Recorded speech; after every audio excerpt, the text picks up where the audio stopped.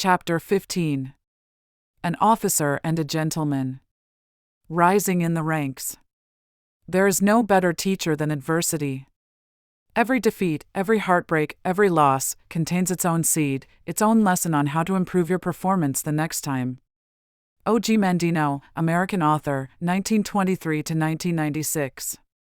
In 1970, as a young chief at the Naval Station in Long Beach, Tony started working for Master Chief Jim Edgar, the leading chief assigned as the food service officer of the mess hall. It was Tony's second time around working for him, whom he considered one of his mentors in life. Tony used to work for him for 3 months while he was waiting for his ship, the USS Blue, DD-744, to get back to port after a short deployment. The two got to know each other well. Upon seeing the capability of Tony, Edgar appointed him as his assistant, although there were 3 other chiefs senior to him. Master Chief Edgar was on his twilight tour in Naval Support Facility Mess Hall before he retired after 30 years of service.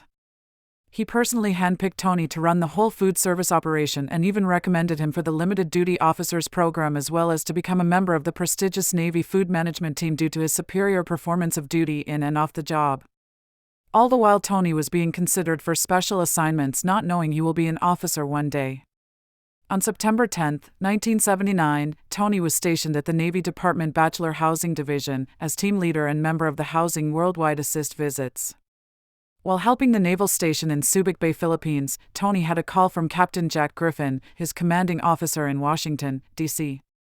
He told Tony he was one of the 10 selected for the Chief Warrant Officer Program as a supply officer to be commissioned on April 1, 1980. He congratulated and told him to get a new uniform ready for the job.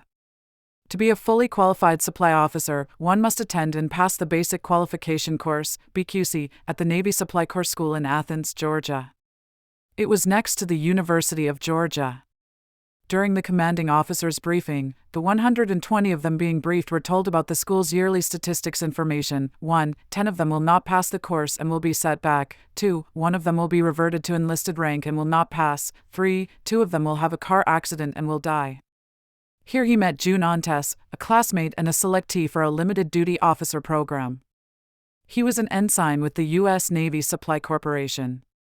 It was a 6-month rigorous classroom instruction course, and since Tony had a very limited exposure to academic courses, it took a while for him to adjust to a classroom situation. It was a big challenge for him, for his classmates had either bachelor or master degrees. There, he learned fully the logistic operations, ship store/retail merchandising, dispersing and payroll management, food service and non-appropriated fund club operations, leadership management, and computer data processing. At the school, Tony met Lieutenant Commander John Pledger, who was the school's administrative officer and recently received orders to report to Diego Garcia to be the assistant supply officer.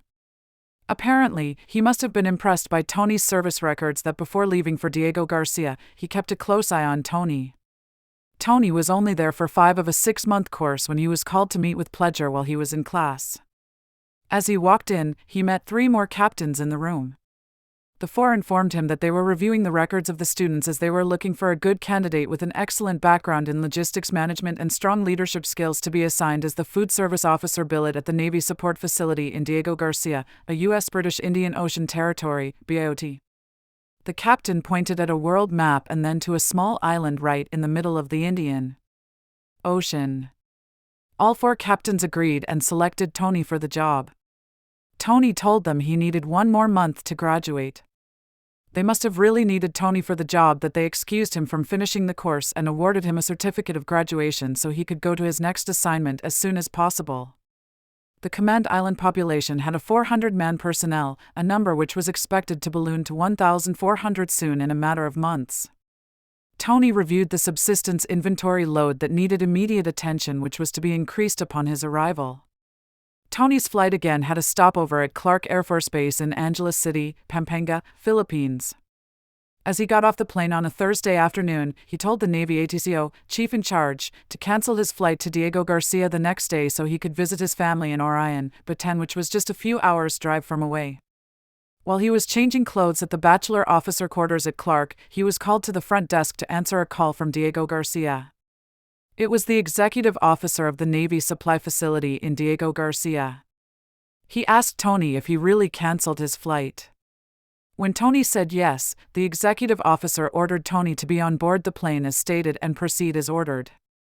Tony told him he already made plans to visit his family in the province and he would be there on a Sunday flight arriving at 4 p.m. local time. The executive officer warned him it would be noted on Tony's evaluation officer fitness report. Tony did not realize the magnitude of the problem and how bad the situation was. So when Tony arrived that Sunday afternoon, he was informed that the officer he was replacing had been relieved of his duties for daily unfit performance, meaning that the non-in-stock logistics problems were mounting each day. When he arrived at the Diego Garcia Airport terminal to claim his luggage, the officer to be relieved met Tony. He was so happy to see Tony but cautioned him that the executive officer was waiting for him. The executive officer scolded Tony and accused him of disobeying his direct orders. He threatened to punish him by giving him bad performance evaluations. Once he was done bawling Tony out, the latter asked for a private confrontation. Tony simply responded, "In my 20 years of naval service, firstly, I never had a problem with my job performance. Secondly, I was handpicked for this job and you cannot fire me. So just let me do my job as ordered." After that incident, the executive officer stayed away from Tony and never bothered him until the day he left the island. His superior realized, after meeting with Lieutenant Commander Pledger, that Tony was sent there for special reasons. Tony's primary function was to help with the vast problems of non-in-stock subsistence, logistics needs, and moving food and material supplies from the suppliers to end users at the Naval Supply Facility Diego Garcia. He also found out that he was supposed to be responsible for providing subsistence requirements to all combatant ships, air squadrons, nuclear submarines, and the U.S. Embassy within the Indian Ocean perimeter, including 13 military SEALT command ships present and anchored at the harbor, which was deployed there to assist combatant ships at a moment's notice. It was indeed a monumental requirement. Tony also realized there was a hidden assignment not mentioned during the interview. He was also supposed to proceed to the Naval Supply Depot, Subic Bay, Philippines to immediately recruit manpower support from a third world country, the Philippines. He was chosen for the job because of his knowledge of contracts management and ability to speak the national language, which is Tagalog or Filipino. To undertake the gargantuan challenge, Tony, the chief warrant officer, had for support the command contracting officer's assistance of a lieutenant commander and, likewise, the services of a civilian contractor who assisted him in hiring local cooks, bakers, storeroom receivers, stockers, clerks and mess attendants. This meant he was also supposed to bring in the workers he hired with him in support of the Naval Support Facility, Diego Garcia mission. That was not all. To top off the impossible assignment, Tony was supposed to orchestrate and commence the monumental rollout of a 24-hour food service tasking requirement immediately to all island personnel, as its population would soon grow from 400 to 1,400 in a short period of time. But Tony proved himself to be the grandmaster of logistics. He was indeed the right man for the job. Like the strategic moves in a game of chess, Tony made every moment he was given and every asset at his disposal count.